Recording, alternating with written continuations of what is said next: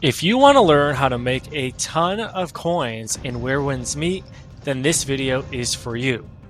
Yes, there's already a handful of ways to kind of automatically make coins if you just follow the main story quests and side quests that'll eventually make you come across rooms like this, which is amazing. But there's also a handful of daily and weekly activities that you can do just to stockpile even more coins in your inventory.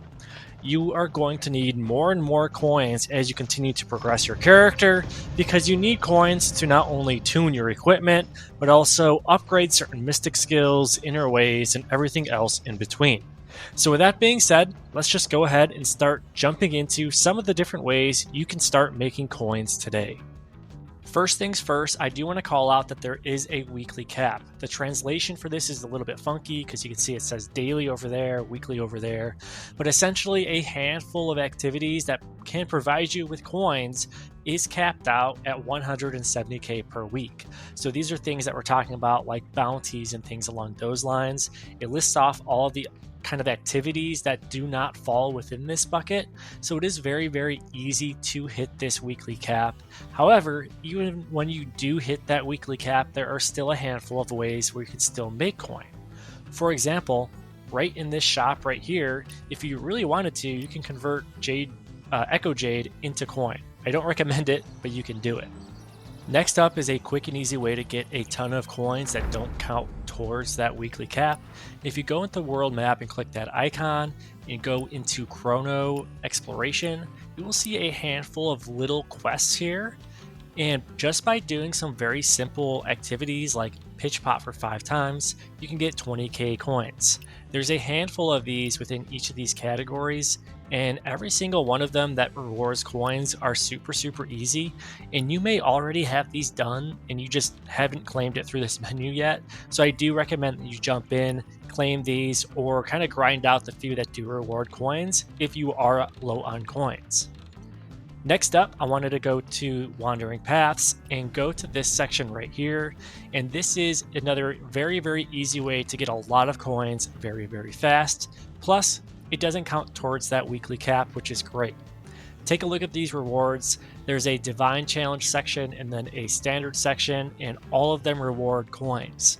There's tons of coins being offered right here, and these challenges are honestly very easy. You should not struggle with them whatsoever, regardless of what build you're using, so it's a win-win for everyone.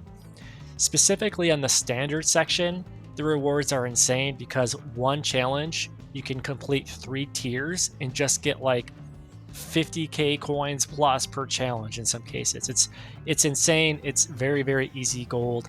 If you have not done these yet, I highly recommend you just spend like half an hour to an hour to bust through all of these and just pick up the very easy coins.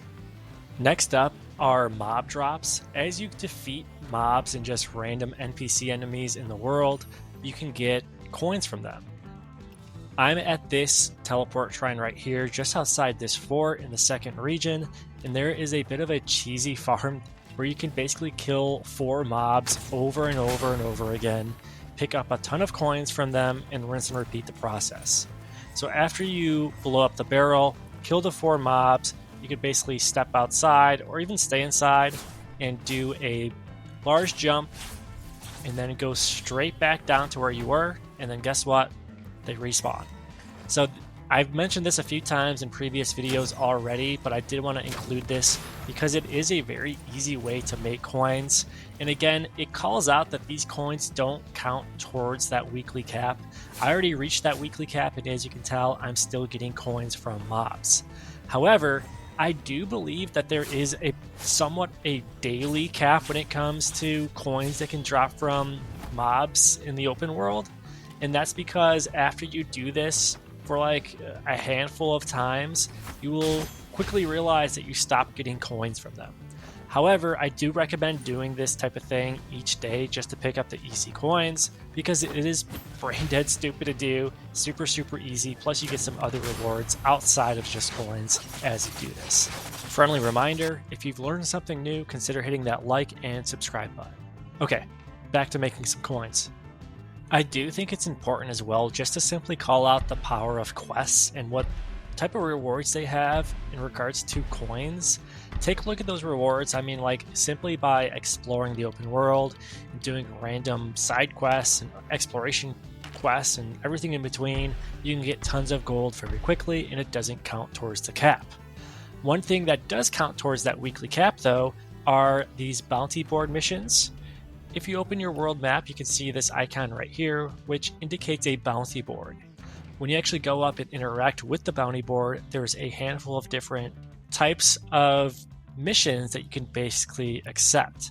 People could be asking for help for trials, where you can help them and get some rewards. There's a whole vendetta section. One of my favorite sections, though, is actually the bounty section. As you can tell, though, the vendetta one has like a handful of just NPC requests. Sometimes real world players will be in there too. And in every situation, the NPC specific quests that you can see right here, they're almost always here, reward lower rewards than the ones of real players. So after refreshing a lot, you may come across something like this, where the rewards are way higher across the board, and it's asking you to hunt a specific player. This means you are going to teleport to their instance of their solo mode and start chasing them down because you're trying to take them down, basically. If you successfully kill them, you will get all of those rewards that were posted with the bounty itself. Keep in mind that these guys are going to be running, they're going to be fighting back, and it's just not going to be easy across the board. But if you do manage to kill them, you'll get all the rewards. If you've met your weekly cap, though, you won't get coins, so keep that in mind as well. And the very last thing I wanted to call out is just the importance of treasure chests in the open world. To be a little bit more specific, there is a certain exploration skill, if you just go right over here, called Treasure Seeker, that will make your life so much easier and just lead to you getting tons of gold very, very quickly. This skill basically allows your minimap to populate treasure chests, just like that, in certain locations on the map that you haven't even picked up yet.